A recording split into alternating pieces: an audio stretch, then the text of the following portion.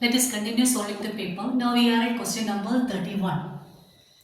So the A part of the question is write the difference between hypermetropia and myopia in terms of optical experience of a person. That means the person who is suffering from this defect, how he feels the defect. That's the question.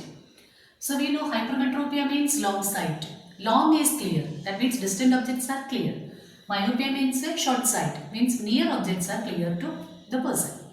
So how he feels if he suffers from he or she suffers from hypermetropia, when he looks at the distant buildings, distant trees, or the person coming from far, those things are clear to him. But if the same person suffers from myopia, then the problem is it's difficult for the person to read the newspaper, to see the things which are kept next to him. He won't be able to see, but the distant object will be clear.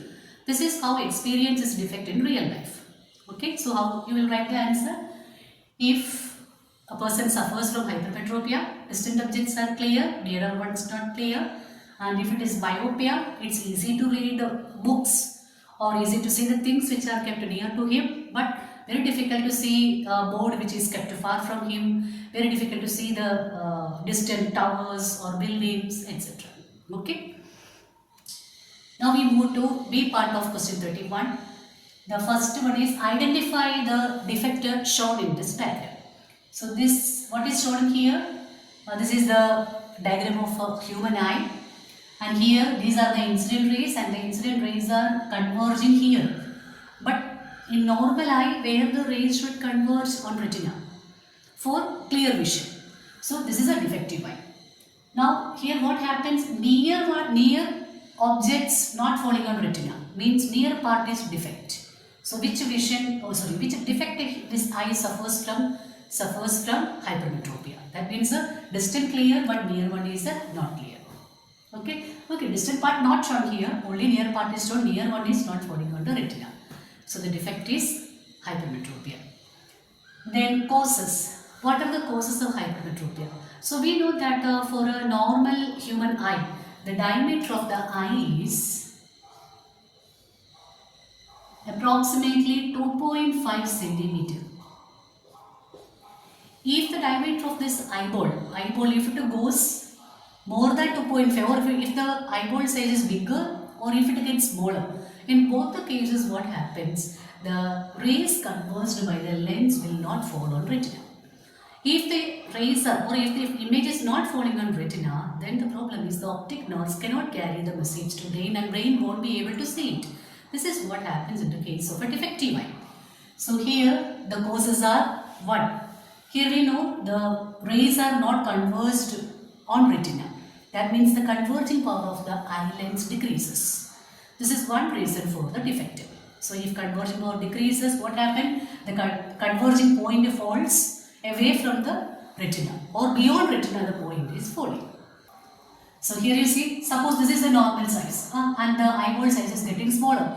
So for a hypermetropia, what happens? The image is falling behind the retina. That means the reason for the defect may be the reduction in the size of eyeball. Eyeball size may get smaller than the required value. Okay, so any one reason you mention. Now we move to third part. The third part of the question is, if a concave mirror can correct this defect. Let us see what will happen if we keep a concave lens in front of it. What's the other name of concave lens? A diverging lens. So what happens to these rays when they enter the lens, or if a person wears that specs with the concave lens, what happens in this situation? The rays get more diverged. So if the rays are more diverged, then what happened to the converging point? It resides away from retina. So the concave lens can never correct this defect.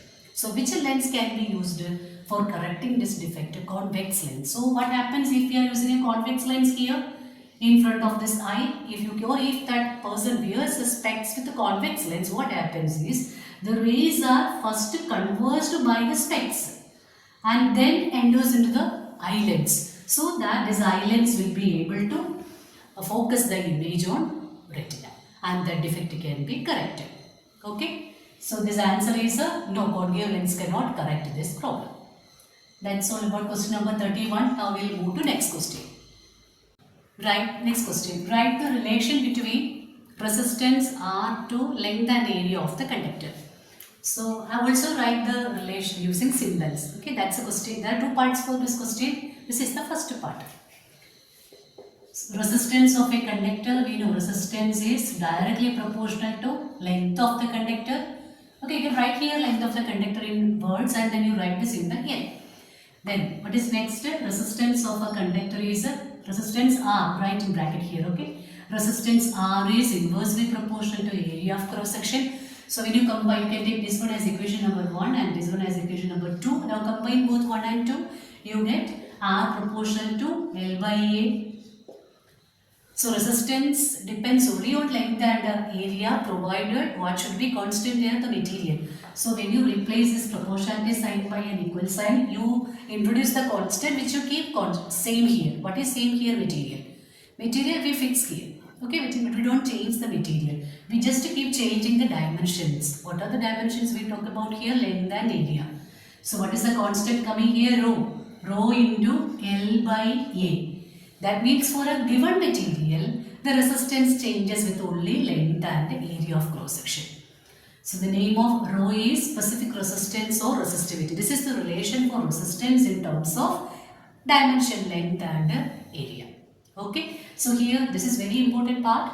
Resistance depends on all three, but rho is constant. Rho explains about what? Material. Material same means resistivity is same, but resistance may change if we change length and area. That's the meaning. Question comes in exam. What you say? It can be in MCQ as well.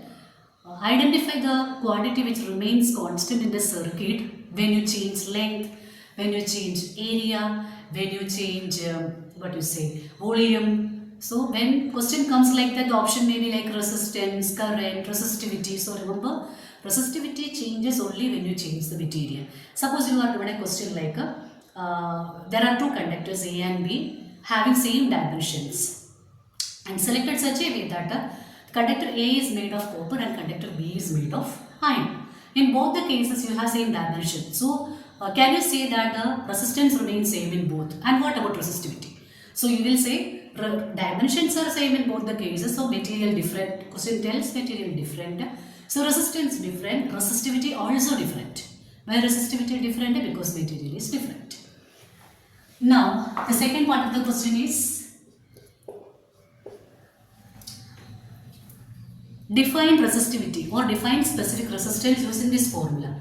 Whenever we are asked to define a symbol using a formula, what we should do?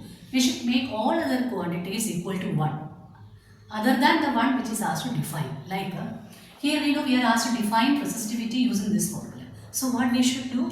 We should take L equal to 1 meter and A equal to 1 meter square.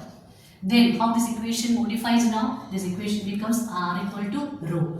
What is the meaning? How we get R equal to rho here? If you make this one and this one 1. Now you make a sentence out of this formula. So how you define specific resistance? It is the resistance offered by a conductor of unit length and unit area of cross section. Means 1 meter length and 1 meter area. Okay, and this way you have defined the quantities many times in the lower section as well. So it's very easy. What to do? Make this all 1. Then you define resistivity. Resistivity depends on material and there is one more quantity that affects resistivity, that is temperature. Okay, next is question number 33. The question tells Mona did a combustional experiment near a current carrying straight conductor. And then the first part of the question is, in this experiment, what happens when Mona moves the compass needle away from the conductor? So what happens when current passes through a conductor? The current carrying conductor acts as a magnet. And there is a field all around the magnet called the magnetic field. And if you leave a compass needle in the magnetic field, that field can deflect the compass needle because the needle itself is a magnet. So here what the question says, when Mona moves the compass away, when compass is moved away, then what happens? The deflection of the needle decreases. What is the reason for that? As we move away from the conductor, current carrying conductor, the strength of the magnetic field decreases. That is why the deflection decreases. Okay, so that's the first part of the question. Why the deflection decreases? Because the strength of field decreases. Strength, as we increase the distance, the field strength decreases. Okay, you can write like that. Field strength is inversely proportional to distance. Now, what is the second part of the question? What could have done in this circuit so that we can change the magnetic field?